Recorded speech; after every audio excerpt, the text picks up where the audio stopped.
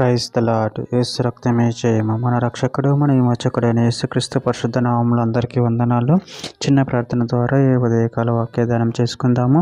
పరిశుద్ధుడ మహాగణుడైన దేవ యేసయ్య, సర్వాధికారి నాయన మీకే వేలాది వందనములు కృతజ్ఞత స్తోత్రం చెల్లించుకుంటున్నాను తండ్రి. నేను ఉదయకాలం ప్రభు వాక్య భాగం ధ్యానిస్తుండగా వాక్య భాగం మాకు అర్థమవునట్లు సహాయం చేసి మీ కృపలో బలపరిచి మీకు మాదిరిగా మమ్మల్ని నడిపించమని ఈ చిన్న ప్రార్థన ప్రభు యేసుక్రీస్తు పరిశుద్ధ నామములో అడిగి వేడుకుంటున్నాను తండ్రి. Amen amen.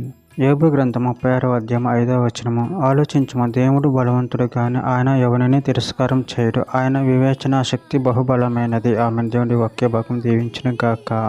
ప్రభునందు ప్రియులరా, మనము ఇక్కడ వాక్య భాగంలో గమనించినట్లయితే ఆలోచించము, దేవుడు బలవంతుడు కానీ ఆయన ఎవరిని తిరస్కారం చేయడు. ఆయన వివేచన శక్తి బహుబలమైనది.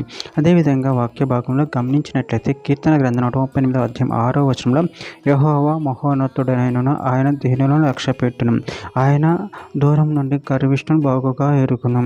రోమీయులకు రాసిన పత్రిక 12వ అధ్యాయం 16వ వచనంలో ఏడ్చువారితో ఏడుడి, ఒకరితోనొకడు మనసు కలిసి ఉండుడి, హెచ్చు వాటి యందు మనసు తగు వాటి యందు ఆసక్తులై ఉండుడి, మీకు మీరే బుద్ధిమంతులమని అనుకొనవద్దు.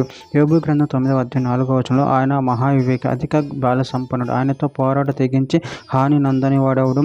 కొరింథీయులకు రాసిన మొదటి పత్రిక 1వ అధ్యాయం 24వ వచనంలో ఆయన యూదులకు ఆటంకముగాను అన్యజనులకు వెరితనంగాను ఉన్నాడు కానీ యూదులకేమి గ్రీసు దేశస్థులకేమి పిలువబడిన వారికే క్రీస్తు దేవుని శక్తియును దేవుని జ్ఞానమునై ఉన్నాడు. కొరింథీయులకు రాసిన మొదటి పత్రిక 1వ అధ్యాయం 27-28 వచనం ఏ శరీర దేవుని ఎదుట ఆశ్రయింపబడకుండా జ్ఞానులను సిగ్గుపరచుటకు లోకంలో నుండి వెర్రివారిని దేవుడు ఏర్పరచుకొని ఉన్నాడు.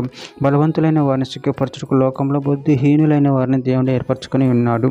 ఇర్మీయా గ్రంథం 32వ అధ్యాయం 19వ వచనం ఆలోచన విషయంలో నువ్వే గొప్పవాడు, క్రియలు జరిగించే విషయంలో శక్తి సంపన్నుడు, వారి ప్రవర్తన బట్టి వారి క్రియాఫలమును బట్టి అందరికీ ప్రతిఫలమిచ్చుటకి పుత్రుల మార్గములన్నిటిని నువ్వు కనులారా చూచుచున్నావు.